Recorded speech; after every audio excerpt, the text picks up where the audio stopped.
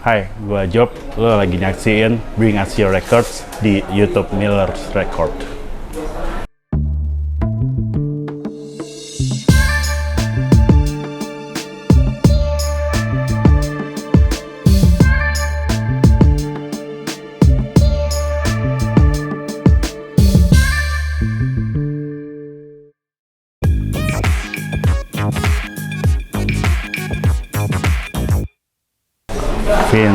Vinyl tuh koleksi gue yang paling terakhir dari kaset, CD sampai vinyl tuh pertama tuh sebenarnya ini si Cheap Trick ini All Shook Up. Ini tuh gue awalnya dapatnya dari Eki sih kalau nggak salah, Ekrik Avat nama bandnya. Jadi waktu itu gue dulu rajin ngemail gitu loh, ngemail ke band-band, ke record label buat minta-minta gue dari Indonesia nih, negaranya di Southeast Asia, gue demen banget musik lo mau nggak kirimin gue kayak kaset, CD atau merchandise gitu-gitu. Nah gue tuh demen banget kayak gitu dulu, demen minta-mintain ngemis records ke yang lain, ke bule-bule, terus jadi banyak banget. Nah waktu itu si koleksi banyak itu gue posting di Facebook. Nah ada satu orang ini bilang, gue demen tuh tapi gue nggak mau beli, tukeran aja mau nggak sama vinyl. Vinyl kayak gimana? Kayak Laserdisc gue. Itu tahun 2011 atau 10 gitu. Jadi gue pertama dapat si vinyl Cheap Trick All Shook Up ini. Habis itu gapnya lumayan lama, 5 tahun dari situ gue baru coba ngumpulin. Karena waktu itu 2015 ke standar sih kayak narsum yang lain, ke Jepang pertama kali 2015, terus kayak wow, murah-murah ya kayak gitu-gitu. Mulai deh gue beli satu-satu. Ada record label beberapa record store yang emang udah established, ada juga yang kecil-kecil, sama ya dari situ gue coba beli-beli 5, 10, 15 sampai sekarang kayak hampir 100 sih. Vinyl karena menurut gue suka banget sama artworknya sih. Artworknya tuh jadi kayak lo udah demen musiknya nih, terus lo pengen bentuk fisiknya gitu. Kayak dulu kan kaset tuh bisa lihat CD-nya, bisa lihat kreditnya siapa aja. Nah ini versi gedenya, walaupun dengan pengeluaran yang lebih gede juga, cuman vinyl tuh kind of journey orang buat ngumpulin record tuh pasti vinyl sih, karena CD tuh udah lewat lah zaman 90s, 80s sampai 2000 awal CD. Cuman kan kesini-sini memang secara secara collectible banget sih. Jadi kayak orang mau naro tuh bisa jadi aksesoris kayak pajangan di ruang tamunya. Kayak teman-teman juga pada punya, nggak dengerin, cuman kayak buat ada player sama ada vinylnya kayak gitu. Lebih aesthetically anjing.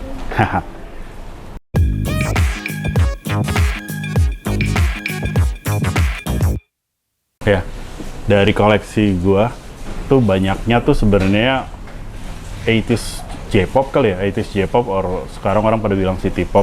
Tuh hampir 70-80% isinya itu semua. Karena ya itu tadi, setiap ke Jepang jadi belinya tuh apa yang gue dengar punya ada, dan harganya juga nggak terlalu mahal tuh, enak. Jadi banyaknya itu sih, sisanya musik-musik sekarang juga. Cuma 80-an sih pasti, 80-an tuh udah pasti punya.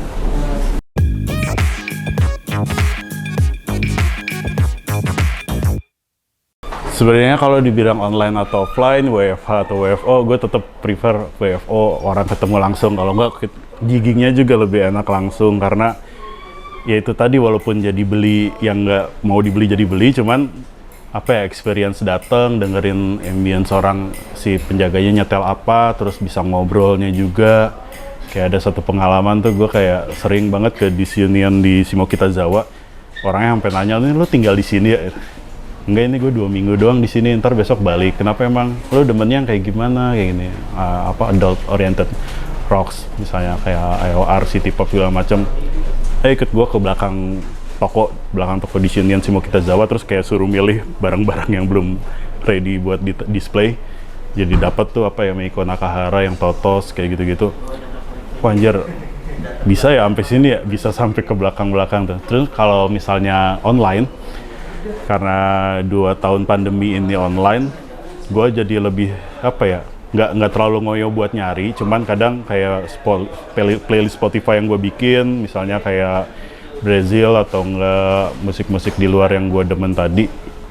Kadang misalnya ada shuffle nih, oh ini enak nih, gue cari di marketplace, ada nih, jadi lebih dimudahkan gitu doang sih. Jadi kayak orang denger apa langsung cari ada. Cuman tetap sih lebih suka online, apa namanya, in store ya. Digging store itu jauh lebih mantap. Iya, karena apa ya, dulu budaya di tahun 90-an budaya Jepang tuh gede banget di sini, artis-artisnya, film-filmnya, produk-produknya. Walaupun sekarang kalah sama Korea, cuman setiap yang masih demen Jepang tuh kita ke negaranya tuh, kita ke Tokyo atau ke Osaka atau kemana, itu tuh kayak apa, dapat banget gitu feel-nya untuk nyari-nyari records di sana. Karena di sana apa ya, mereka tuh budaya apresiasi ke musiknya tuh tinggi banget. Jadi kayak even shuko namanya, apa namanya, barang second, cuman tetap ada gitu dengan rapih, dengan bersih, kualitas vinylnya juga yang scratchnya dikit segala macam. Jadi kayak gue demen sih situ, karena sama apa ya, nggak tau, karena mungkin gue bisa bahasa mereka, jadi kayak mereka tuh apresiasi orang yang bisa bahasa mereka, jadi malah ngobrol segala macam. Terus kayak jadi belajar juga kan, kayak banyak tulisan-tulisan kanji, orang kan nggak semua bisa baca ya. Jadi kayak gue nanya, sorry ini bacanya apa? Ini, oh iya, jadi kenal kayak gitu-gitu.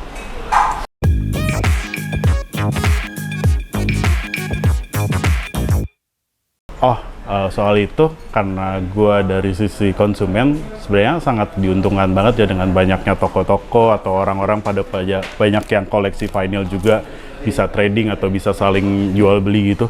Cuma apa ya, di sisi negatifnya mungkin ya standar mungkin jadi mahal atau apa. Cuman enggak lah, nggak ada kata mahal untuk sesuatu record yang lu pengen tuh, lu bakal kejar untuk punya kayak gitu.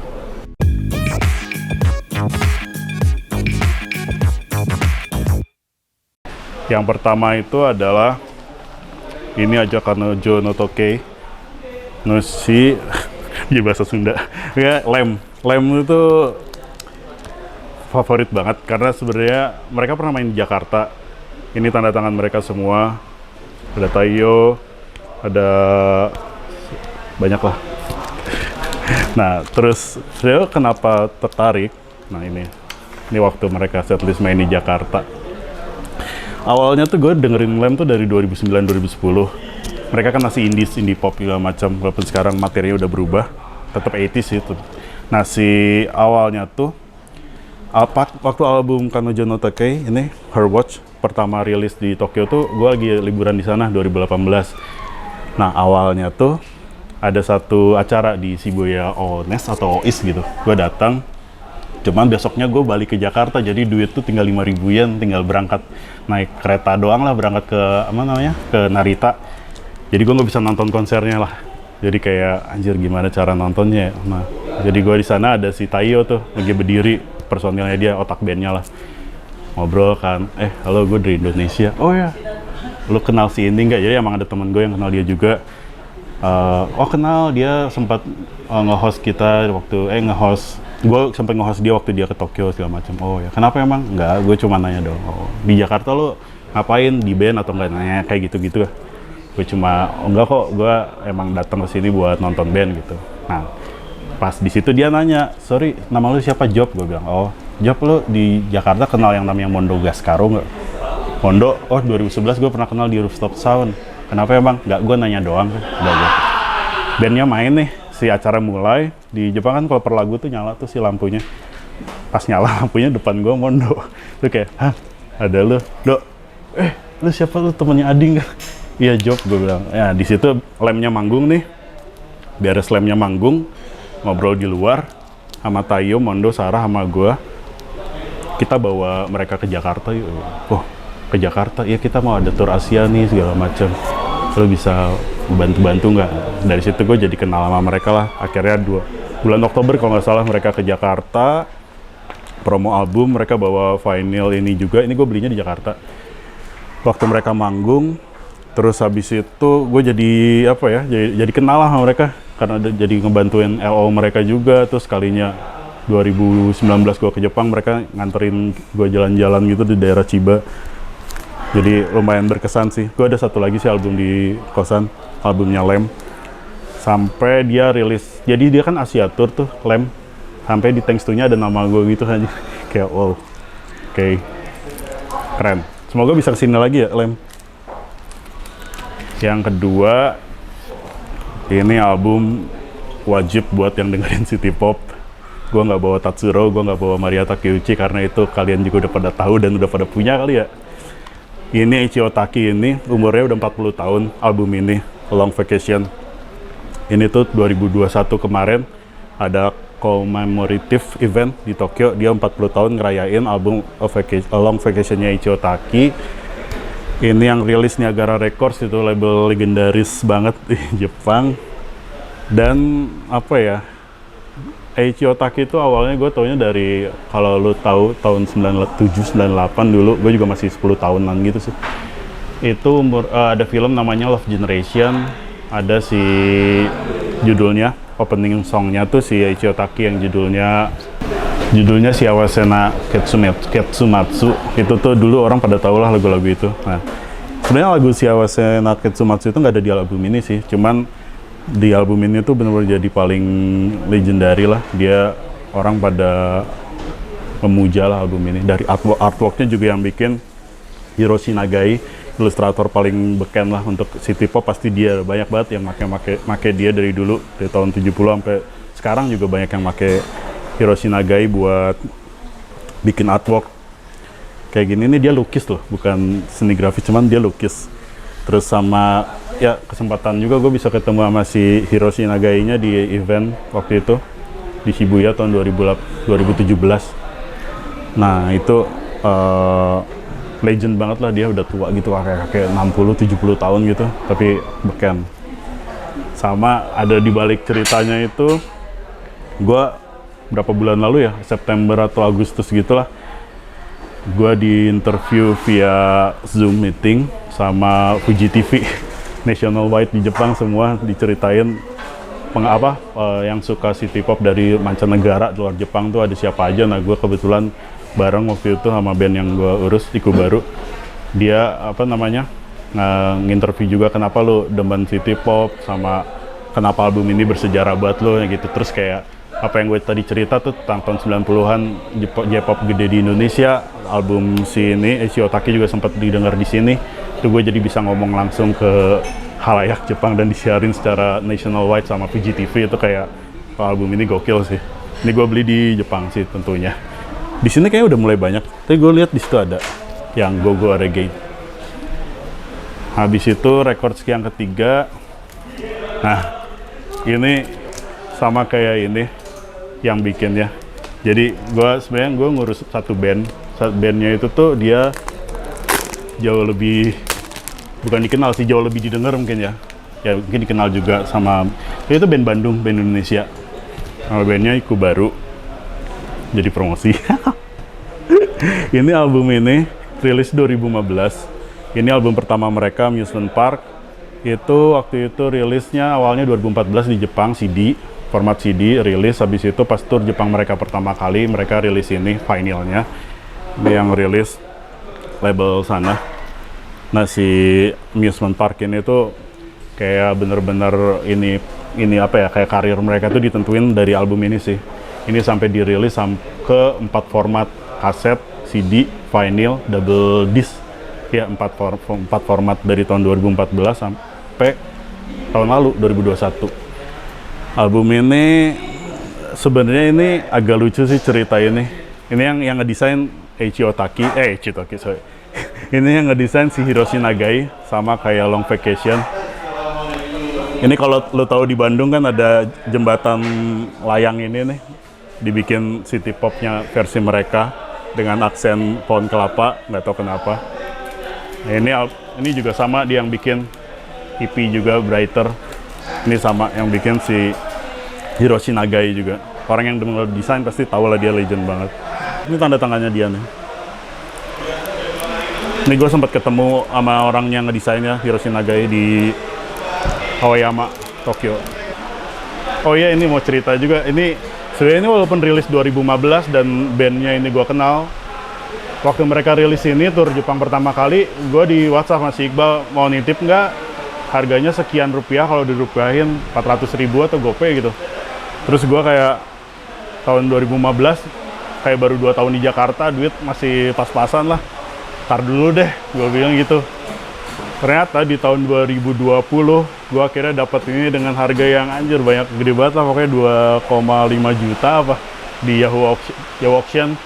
Jadi di Yahoo Auction itu gue kasih linknya ke label mereka di Jepang, terus kayak gue ikut beli ini dong karena gue nggak punya akun Yahoo Auction.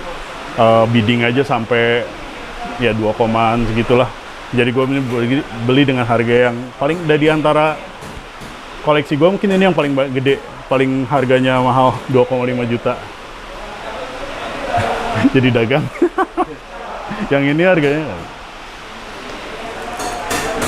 masih sih dengan band yang sama. Gue bermaksud promosi atau apa sih sebenarnya. Ini juga album mereka yang baru rilis. Dengerin ya.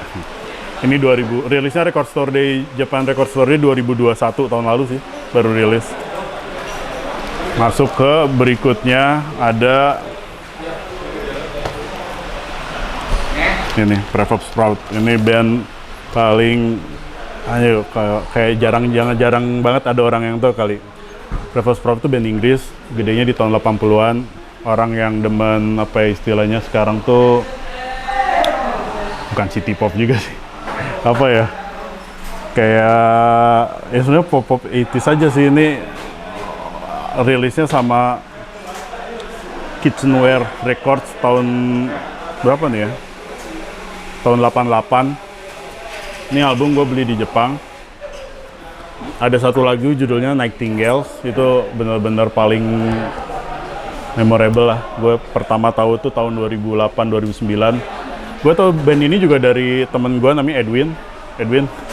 Dia dulu program directornya salah satu radio di Bandung, Radio Rase. Dia sering banget muter lagu yang Nightingales ini. Gue jadi kayak enak banget lagunya, harus denger lah. Kayak sendu-sendu gimana. Dari situ gue jadi ngedigging musik mereka, dan ternyata band-band teman-teman gue juga pada ngacunya ke mereka kalau bikin lagu. Jadi gue paling senang banget pas dapat di Shimokita juga sama kalau nggak salah waktu itu. Wah, ada album From Langley Park to Memphis, langsung beli. Ini album orang banyak yang nggak tahu ya, cuman pas dibaca kreditnya di album Nightingales itu yang ngisi harmonikanya tuh Stevie Wonder. Gue kayak pas baca itu, ini Stevie Wonder, terus gue googling, oh iya, berarti emang secara lirik, secara aransemen tuh mereka emang bener-bener di Inggrisnya tuh dipuja banget lah, sampai sekarang malah. Walaupun secara apa ya, secara ketenarannya mereka nggak terlalu gimana-gimana juga, cuman ini best banget. Buat yang nonton, coba dengerin Prefab Sprout, Nightingales. Yang berikutnya ini ada album pertamanya Esquire, judulnya Afar. Esquire ini adalah proyek solonya dari ntar gue inget dulu, namanya siapa? Kurt Feldman. Kurt Feldman itu adalah seorang drummer dari band bernama Pains of Being Pure at Heart. Jadi waktu Pains Being Pure at Heart tuh lagi beken-bekennya main di Coachella lah, main di mana. Mereka sempat mampir juga di Jakarta 2011. Nah, itu gue nonton. Cuman gue masih belum tahu kalau si Kurt Feldman tuh punya proyekan solo namanya Squire. Nah itu jadi kayak sayangnya gue waktu itu malah ngobrol sama si Kip Berman-nya, sama si keyboardisnya juga yang lucu tuh. Ngobrolnya nggak sama si drummernya, sama Kurt Feldman. Cuman dari situ gue tahu dari Edwin juga yang kenalin gue ini. Tahu dari itu juga kalau si Esquire tuh, lo kalau demen 80s dengerin Esquire, dia pakai drum elektrik, lagunya juga enak banget. Enak banget, standar ya. Dia rilis tahun 2012 di Underwater People's Records Amerika. Ini album yang paling gue demen adalah A Vision of Hell 1996. Ini gue dapetnya online tahun lalu kayaknya deh. Gue tawar, dia nggak mau turun karena emang nggak di-repress album ini. Ini juga ada download code-nya. Nah ini covernya gue kenal yang bikin nih, pacarnya temen gue, Alula. Ini pacar yang bikin kan, DVI, siapa? DV Caputo, orang Itali tapi orang warga negara Amerika. Gue sempat ketemu juga di Jepang sama dia. Dia bikin artwork semua records-nya si Esquire. Demen banget gue ini. Kurt Feldman, halo. Berikutnya adalah balik lagi ke Jepang. Ini album Double Gate-nya Onyanko Club. Onyanko Club itu proto idol group. Dia tahun 86 bubar. Dia cuma 3-4 tahun lah di masa aktifnya. Jadi dulu sekitar 2010 sampai 2016 gue demen grup AKB48, AKB48. Oi oi oi. Jadi album ini dia Onyanko Club itu produsernya adalah si Yasushi Akimoto yang produsernya AKB48 juga. Ini benar-benar lah ini. Jadi awal-awal gue punya vinyl juga dapatnya dari Rifat namanya. Rifat Pantat Buduk. Halo. Dia waktu itu dia menang auction berapa puluh vinyl isinya Onyanko semua. Gue beli setengahnya. Ini album yang lumayan berkesan karena hampir semua lagu yang di sini gue suka sih.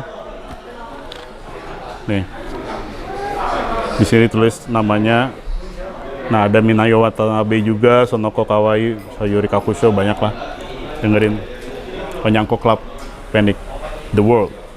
Dia dulu punya tahun 80 itu punya acara di VGTV apa di mana kayaknya ditayangin nationwide, namanya Yuyake Nyanyan. Itu yang bikin dia beken banget. 86 mereka bubar. Konser terakhirnya di Yoyogi. Ada konser terakhirnya tuh 2 jam full di YouTube tahun 86. Itu sedih sih karena satu persatu graduate sih member-membernya. Gue cabut ya. Ada yang nikah sama produsernya, ada yang jadi bintang bokep, ada yang mati gantung diri, ada yang mati loncat dari gedung. Gokil lah pokoknya. Onyanko Club legend. Ya itu yang Onyanko Club yang bikin AKB48 dan laku sukses sampai sekarang. Yang berikutnya ada Jun Fukamachi. Ini gue beli di Millers akhir tahun lalu, kayak di November-Desember beli di sini.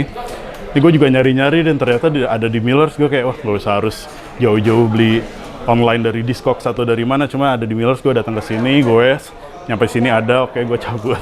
Ini album karena gue udah hampir 12 tahun lah gue dengerin city pop mulu, bosen kan. Ini gue mulai mencoba balik lagi ke dengerin fusion, dan ini dia paling beda sendiri karena fusionnya bukan gitar bass tapi dari synthesizer. Jarang ada yang tahu juga sih Jun Fukamachi. Ini kayak musik-musik apa ya, kayak soundtrack film Dono kayak gitu-gitu, cuman bagus sih. Coba dengerin Jun Fukamachi. Beli di Millers Record. Kayaknya udah hampir terakhir sih. Ini sebelum terakhir, ini deh. Ini band Jepang yang paling gua demen sekarang adalah Homecoming. Dia dulu Indies, Second Royal Records Kyoto. Ini sekarang jadi major sih, Pony Canyon. Ini gue tahu sebenarnya dari mantan gue. 2016 gue pacaran sama orang yang suka J-pop juga. Dia suka ke kosan gue download lagu dari J-pop Suki. Terus kayak ini siapa nih enak nih? Ada ini Homecoming nih, Inggris fasihnya jelek cuman lagunya enak. Gue denger lah, ini album pertama mereka yang indie, masih indie. Habis itu gue dapat di Shibuya juga, di Union. Gue sempat nonton mereka juga berapa kali, malah 3-4 kali nonton mereka. Ini si setlistnya. Nah ini kenapa berkesan karena itu tadi ada kenangan dengan mantan. Kalau mantan nggak akan nonton kayak. Nah jadi waktu 2016-2017 gue putus, ada judul track terakhir I Want You Back. Nah ini lagu ini soundtrack gue banget kayak. Dan I Want You Back dibawain lagu pertama waktu gue nonton dia di daerah mana waktu itu ya, Harajuku Astro apa gitu. Nonton di Harajuku, lagu pertamanya I Want You Back. Terus gue kayak gue harusnya nonton sama dia nih. Tapi nggak jadi karena udah tutup. Dia juga lagi di Jepang juga, tapi kayak pisah-pisah karena udah nggak saling ngobrol. Nih Homecoming, Tatamino Ayaka vokalisnya, rambut pendek, gitar, udahlah cocok. Gue sama temen gue sempat mengundang mereka ke Jakarta 2018-19, terus cuman kayak wah lumayan ribet ya karena emang band asing dan harus izin visa segala macem. Cuman kayaknya kalau pandemi udah nggak terlalu kayak begini, bisa ngundang band-band luar. Gue coba ngajak sama si Bres ajak ya Homecoming. Dah terakhir kali ya. Nah yang terakhir, banyak yang bilang lu demen city pop, nomor 1 lu album sepanjang masa city pop apa? Menurut gue Raji, Heart to Heart. Gak ada yang tahu kan? Atau tahu? Nggak, sebenarnya ini Raji itu dia emang beken di tahun 80-annya. Cuma emang kalah beken dengan Taeko Nuki, Maria Takeuchi segala macem. Cuma dia, gua saranin kalau demen city pop dengerin album Raji Heart to Heart. Ini sempat beken lagi, meledak lagi di Jepang karena di Jepang tuh ada program judulnya Yuwa Nanishini Nippone. Nah itu mereka programnya ada Gaekokujin, orang foreigner datang ke Jepang, lo mau ngapain? Ada satu orang tuh, Stephen Delgado, anak orang Amerika, akhirnya gue kenal juga via Instagram. Dia dapat apa ya, dia kayak, oh gue ke Jepang cuma buat digging records dan gue demennya city pop, kayak gitu-gitu. Wah itu jadi kayak seluruh Jepang tahu, dan di Jepang tuh udah 3 atau 4 kali gitu. Wave-nya city pop tuh gede banget di sana. Udah hampir 4 kali, ini kayak 3 atau 4 kali jalan sih wave-nya, gede banget lah. Nah ini album pertamanya, album city pop yang paling gue demen adalah ini. Raji, judulnya Heart to Heart albumnya. Coba dengerin yang The Tokyo Taste, itu gokil sih lagunya. Kayak ambience-nya, dengerin pas hujan-hujan. Terus ya namanya vinyl kan ada esensi kresek-kreseknya. Nah ini gue seneng dapet ini. Gue dapet 2, satu lagi album yang lain. Yang belum coba denger, biar nggak terlalu Tatsuro sama Maria Takeuchi, coba dengerin Raji. Mantap. Oke, sekian kira-kira koleksi saya yang dibawa ke sini. Thank you Millers, thank you Mas Arga, thank you Mas Denny udah ngajakin saya yang siapalah saya ini. Gading. Cuma apa ya? Ada esensi tersendiri sih buat koleksi ini. Jadi semoga bisa bukan terinfluence ya, apa ya, kayak oh seru ya kayaknya city pop, vinyl-vinylnya segala macam. Jadi orang yang nonton bisa, oh gua catet deh apa, thank you ya. Nah, jadi kayak gue sebenarnya apa lebih sharing aja sih, yang kayak gini-gini itu beken loh, nggak cuma di Jepang, cuma di Indonesia juga orang udah pada mulai koleksi juga. Soal vinylnya sendiri juga karena masa dengerinnya cuma di apa streaming platform doang. Kalau suka musiknya belilah recordnya. CD, kaset, kalau dia rilis vinyl walaupun mahal juga, masa inilah saya coba apresiasi mereka dengan beli vinylnya gitu. Carinya di Miller's Record. Oke deh, buat yang mau nonton lagi, tentunya jangan lupa buat subscribe Miller's Record, ada di sini nih. Subscribe Miller's Record, like dan share buat bagi-bagi info soal vinyl ke teman-teman kalian. Ciao.